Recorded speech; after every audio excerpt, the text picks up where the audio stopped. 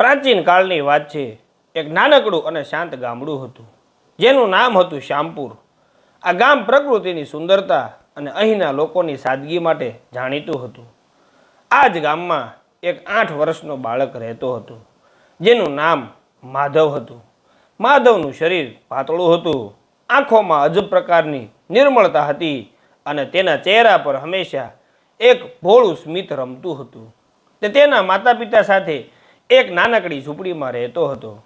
તેના માતા પિતા ગરીબ હોવા છતાં માધવનું જીવન પ્રેમ અને સંસ્કારોથી ભરપૂર હતું. માધવને દુનિયામાં જો કોઈ વસ્તુ સૌથી વહાલી હતી તો તે હતા તેના ગામના પાદરે આવેલા પ્રાચીન શ્રી કૃષ્ણ મંદિરના ઠાકોરજી. માધવને કોઈએ શીખવ્યું નહોતું, પણ તેના હૃદયમાં શ્રી કૃષ્ણ માટે સ્વાભાવિક અને ગહન ભક્તિ હતી. તે દરરોજ સવાર સાંજ મંદિરે જતો. તેની પાસે ચઢાવવા માટે ફૂલો, ધૂપ કે મીઠાઈઓ ક્યારેક જ હોતી, પણ તે હંમેશા ઠાકોરજી સામે હાથ જોડીને ઊભો રહેતો અને પોતાના મનથી ગીતો ગણગણતો, જેને તે પોતાનો પ્રેમનો પ્રસાદ માનતો. માધવના ગામમાં એક પ્રથા હતી કે દર વર્ષે ગામના બાળકો માટે એક ધાર્મિક પરીક્ષાનું આયોજન થતું. આ પરીક્ષામાં શ્રી કૃષ્ણની કથાઓ અને ભક્તિ વિશેના પ્રશ્નો પૂછવામાં આવતા. જે બાળક આ પરીક્ષામાં પ્રથમ આવે તેને ગામના ધર્મગુરુ તરફથી એક ખાસ સન્માન મળતું અને સૌથી અગત્યનું, તેને 1 મહિના માટે મંદિરની સેવા કરવાનો લાહવો મળતો. માધવ માટે આ સન્માન નહીં, પણ ઠાકોરજીની નજીક રહેવાનો મોકો હતો, જે તેના માટે સ્વર્ગથી પણ વિશેષ હતો.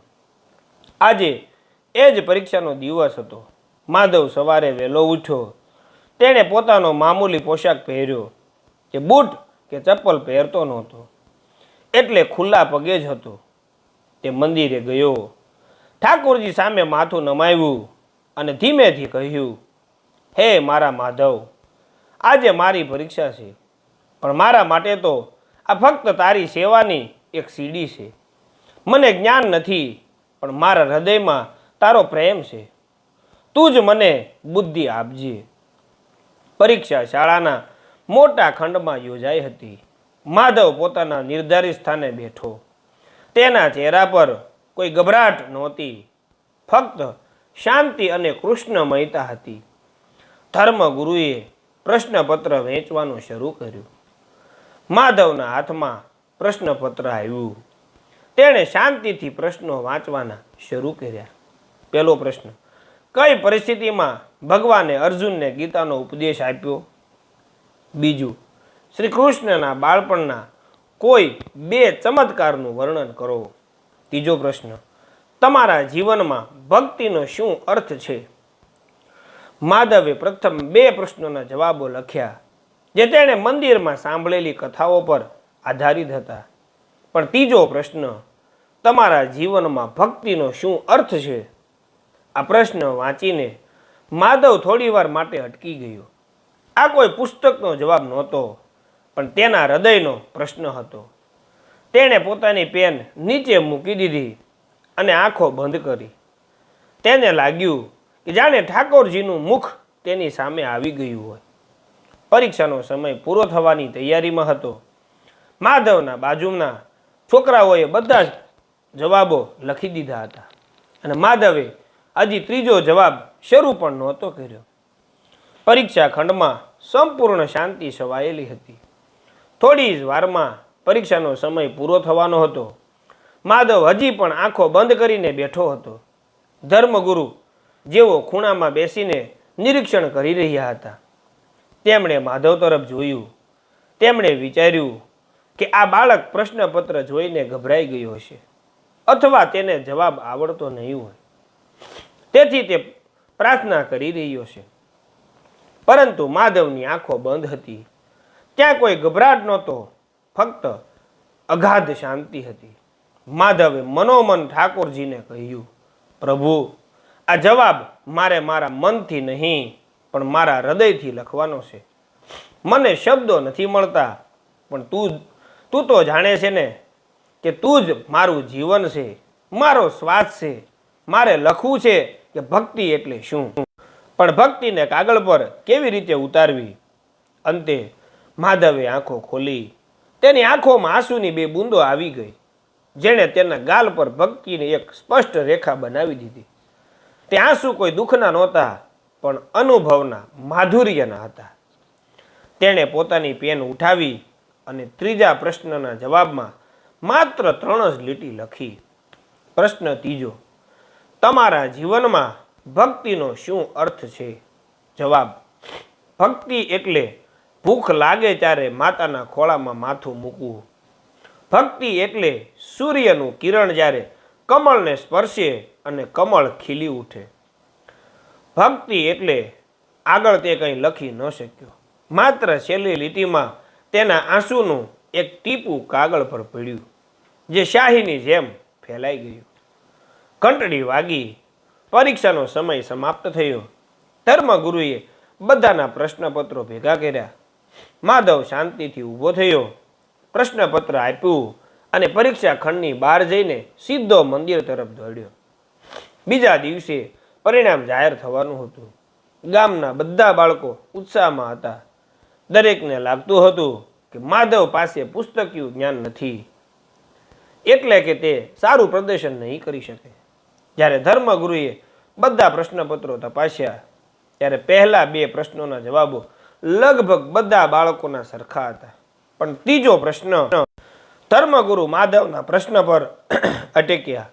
ત્રીજા પ્રશ્નનો જવાબ માત્ર 3 જ લીટીમાં લખાયેલો હતો અને છેલ્લે શાહીની જેમ ફેલાયેલું આંસુનું નિશાન હતું. ધર્મગુરુએ એ લીટીઓ ધ્યાનથી વાંચી. ભક્તિ એટલે ભૂખ લાગે ત્યારે માતાના ખોળામાં માથું મૂકવું. ભક્તિ એટલે સૂર્યનું કિરણ જ્યારે કમળને સ્પર્શે અને કમળ ખીલી ઉઠે. આ જવાબમાં એક અદ્ભુત ઊંડાઈ અને નિર્દોષ પ્રેમ હતો, જે પુસ્તકોમાંથી મળી શકે નહીં. ધર્મગુરુની આંખો ભીની થઈ ગઈ. તેણે નક્કી કરી લીધું હતું કે પ્રથમ સ્થાન કોને આપવું. બીજા દિવસે ગામના ચોકમાં પરિણામ જાહેર કરવા માટે એક સભા ભરાઈ. ધર્મગુરુ સ્ટેજ પર આવ્યા અને કહ્યું, ગ્રામજનો, આ વર્ષની પરીક્ષામાં જ્ઞાન કરતાં અનુભવની જીત થઈ છે. તેમણે માધવનું નામ પ્રથમ વિજેતા તરીકે જાહેર કર્યું. ગામના લોકો આશ્ચર્યચકિત થઈ ગયા. માધવ તો ગરીબ બાળક હતો, તે કેવી રીતે પ્રથમ આવ્યો? ધર્મગુરુએ માધવના જવાબો વાંચી સંભળાવ્યા. જ્યારે તેમણે માધવનો ત્રીજો જવાબ વાંચ્યો અને કહ્યું કે આ બાળકે ભક્તિને માતાના પ્રેમ અને પ્રકૃતિની નિર્મળતા સાથે જોડી દીધી છે, ત્યારે બધા મંત્રમુગ્ધ થઈ ગયા. માધવને સન્માન મળ્યું. ધર્મગુરુએ તેને અભિનંદન આપ્યા અને કહ્યું, બેટા માધવ, તું 1 મહિના સુધી મંદિરની સેવા કરી શકીશ, પણ તારું ઇનામ આ સેવા જ નથી. મને એવું લાગે છે કે ઠાકોરજી તારી ભક્તિની કોઈ મોટી પરીક્ષા લેવા માગે છે. માધવે નિર્દોષતાથી ધર્મગુરુ સામે જોયું. તેને સન્માનની કોઈ પરવા નહોતી. તેને તો બસ ઠાકોરજીની નજીક રહેવાનું હતું. એ જ સાંજે માધવ મંદિરની સફાઈ કરી રહ્યો હતો. તેને કોઈનો અવાજ સંભળાયો. માધવ બેટા, તું મને ઓળખે છે? માધવે આજુબાજુ જોયું. ત્યાં કોઈ નહોતું, પણ અવાજ તો સ્પષ્ટ હતો. શું આ કોઈ ભ્રમ હતો? માધવ મંદિરના ગર્ભગૃહની નજીક ઝાડુ લગાવી રહ્યો હતો. તેણે ફરીથી કાન સરવા કર્યા. માધવ બેટા, તું મને ઓળખે છે? આ અવાજ મંદિરમાં સ્થાપિત શ્રી કૃષ્ણની મૂર્તિ તરફથી આવતો હોય તેવું લાગ્યું. માધવનું હૃદય એક ધબકારો ચૂકી ગયું. તે ડર્યો નહીં, પણ તેના આશ્ચર્યનો પાર નહોતો. તે ધીમે ધીમે ઠાકોરજીની નજીક ગયો. મૂર્તિના ચહેરા પર એક અદ્ભુત સ્મિત હતું, જે હંમેશા રહેતું. પણ આજે એ સ્મિતમાં માધવને કોઈ ખાસ સંદેશ દેખાયો. માધવે નિર્દોષ બાળકની જેમ પૂછ્યું, માધવ, તમે કોણ છો? અહીં તો મારા ઠાકોરજી જ છે. શું તમે જ બોલો છો? કોઈ જવાબ ન મળ્યો. માત્ર મૂર્તિનું એ જ મોહક સ્મિત હતું. માધવે વિચાર્યું કે કદાચ આ તેનો ભ્રમ હશે. થાકને કારણે કે પછી ખુશીને કારણે તેને આવું લાગ્યું હશે. તેણે ફરીથી ઝાડુ પકડ્યું. ત્યારે જ મૂર્તિના ગળામાં પહેરેલી મોતીની માળામાંથી એક મોતી તૂટીને નીચે પડ્યું. માધવે તે મોતી ઝડપથી ઉઠાવી લીધું. મોતી ઘણું જ કિંમતી લાગતું હતું. તેની ચમક અસામાન્ય હતી. માધવે માળા તરફ જોયું. એક મોતી ગાયબ હતું. માધવે વિચાર્યું કે જો કોઈને ખબર પડશે કે તેના કારણે માળામાંથી મોતી તૂટી ગયું તો તે મુશ્કેલીમાં મુકાશે. પણ તેના મનમાં એક બીજો વિચાર આવ્યો. આ મોતી ઠાકોરજીનો પ્રસાદ છે. તેણે ધીમેથી મોતીને પોતાના કપડાના શેડે બાંધી દીધું અને ફરી સેવા કરવા લાગ્યો. તેણે ગર્ભગૃહમાં દીવો પ્રગટાવ્યો અને મૂર્તિના ચરણોમાં માથું નમાયું. હે મારા માધવ, જો તું ખરેખર બોલ્યો હોય તો મને તારી સેવા કરવાનું કોઈ કાર્ય સોંપ. હું બસ તારો જ છું. અચાનક તે જ ક્ષણે મંદિરની બહારથી એક જોરદાર પવન ફૂંકાયો. મંદિરના ગર્ભગૃહનો દરવાજો અવાજ સાથે બંધ થઈ ગયો. માધવ અંદર એકલો હતો. તે ડર્યો નહીં. તેને લાગ્યું કે ઠાકોરજીએ તેને પોતાની પાસે રોકી લીધો છે. તેણે ફરીથી મૂર્તિ તરફ જોયું. હવે મૂર્તિનું સ્મિત થોડુંક વધુ ઊંડું લાગી રહ્યું હતું. ત્યાં જ મૂર્તિના ચરણોમાં એક જૂની અને ધૂળવાળી પોથી પડી હતી, જેના પર કોઈકનું ધ્યાન ગયું નહોતું. માધવે ક્યારેય તે પોથી જોઈ નહોતી. તેણે નજીક જઈને તે ઉઠાવી. તેના પર સંસ્કૃતમાં કંઈક લખેલું હતું, માધવ સેવક માર્ગ. માધવે અક્ષરો સમજવાનો પ્રયત્ન કર્યો. તે ભણેલો નહોતો, પણ તેણે જેટલું વાંચ્યું તેટલું તેને સમજાઈ ગયું કે આ પોથી ઠાકોરજીની સેવા કરનારા જૂના ભક્તો માટેનો એક ગુપ્ત માર્ગ હતો. પોથીના પહેલા પાના પર એક શ્લોક લખેલો હતો, જેનો ભાવાર્થ આવો હતો: જો તું મને આ દુનિયાના બંધનમાંથી મુક્ત કરવા માગે છે તો તારે 3 ગુપ્ત વસ્તુઓ શોધવી પડશે. આ વસ્તુઓ તારી ભક્તિની સાચી કસોટી છે. પ્રથમ વસ્તુ, શ્રદ્ધાનો દીપક. માધવના નિર્દોષ મગજમાં એક જ વાત સ્પષ્ટ થઈ ગઈ: ઠાકોરજી પોતે કોઈક મુશ્કેલીમાં છે અને તેને માધવની મદદ જોઈએ છે. તેના માટે મૂર્તિ માત્ર પથ્થરની નહીં પણ જીવંત મિત્ર હતી. તેણે એ મોતીને સ્પર્શ કર્યો જે તેણે હમણાં જ મળ્યું હતું. તેણે વિચાર્યું કે કદાચ આ મોતી પહેલી વસ્તુનો સંકેત હશે. પણ શ્રદ્ધાનો દીપક શું છે? ગર્ભગૃહનો દરવાજો હજી પણ બંધ હતો. બહારની દુનિયાથી તે અલગ થઈ ગયો હતો. માધવ હજી પણ બંધ ગર્ભગૃહમાં હતો. તેના મનમાં કોઈ ડર નહોતો, માત્ર ઠાકોરજીની સેવા કરવાની તીવ્ર ઈચ્છા હતી.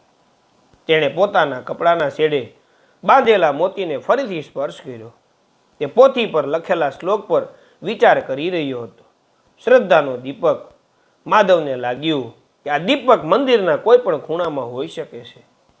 તેણે આંખો બંધ કરીને ઠાકોરજીને યાદ કર્યા.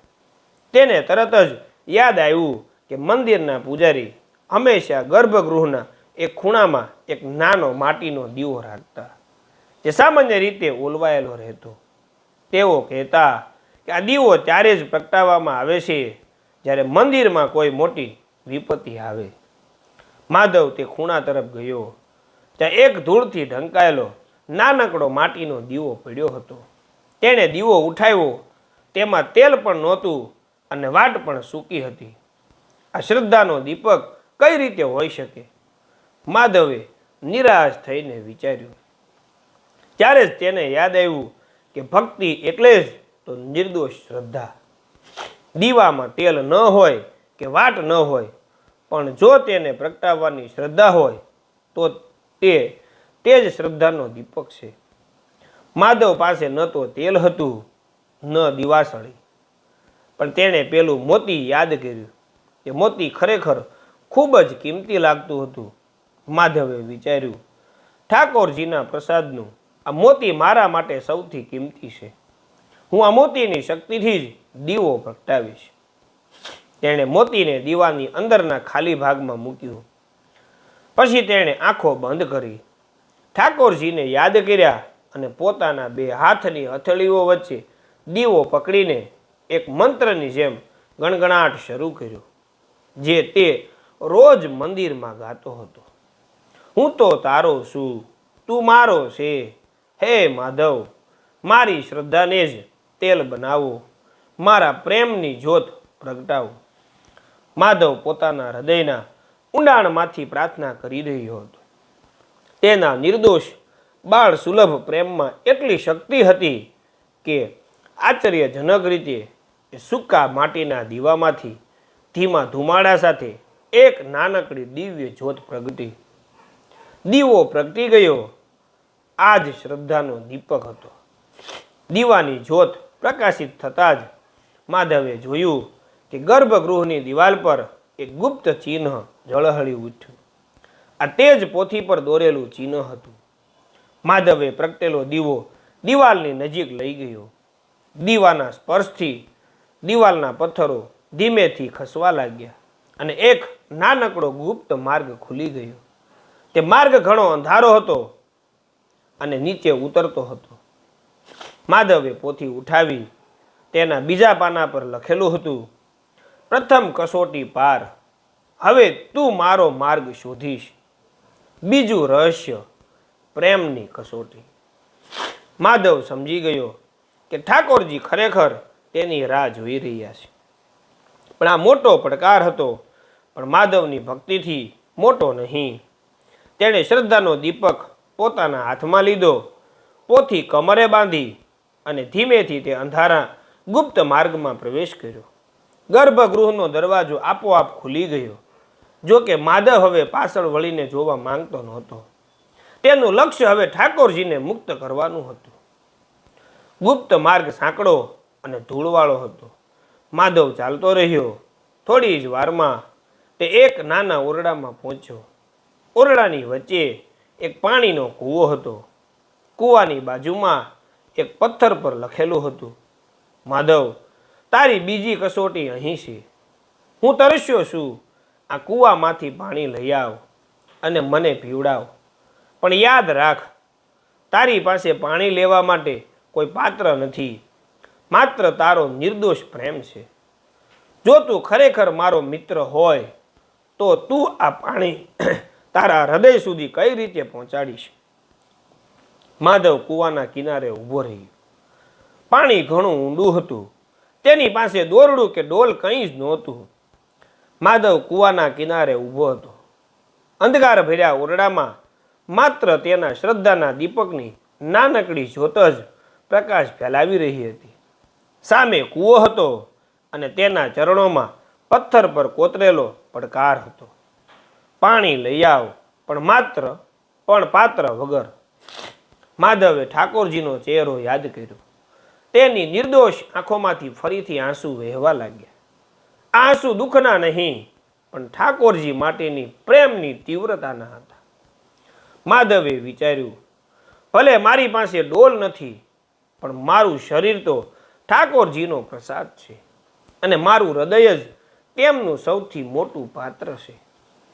તેણે પોતાનો પાઘડી ઉતારી. તે પાઘડી મેલી અને ફાટેલી હતી, પણ માધવના મતે તે ભગવાનના ભક્તના માથાનું સન્માન હતું. તે પાઘડીને તેણે કૂવામાં ફેંકી દીધી નહીં, પરંતુ કૂવાના પાણી સુધી પહોંચે એટલો નીચે નમ્યો. પછી તેણે એક અદ્ભુત કાર્ય કર્યું.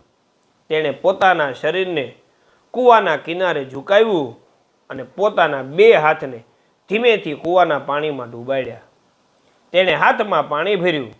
પછી તે પાણી પોતાના મોં સુધી લઈ ગયો નહીં, પણ સીધું જ પોતાના કપડાના છેડે શોષાવી દીધું. તે પાણી તેના કપડા દ્વારા માટીમાં ભળી ગયું. તેણે ફરીથી હાથમાં પાણી ભર્યું અને ફરીથી કપડાના છેડે શોષાવ્યું. તે આ પ્રક્રિયા વારંવાર કરતો રહ્યો. આ કાર્યથી કૂવામાંથી પાણી બહાર તો ન આવ્યું, પણ માધવ પોતાના પ્રેમનો ત્યાગ કરી રહ્યો હતો.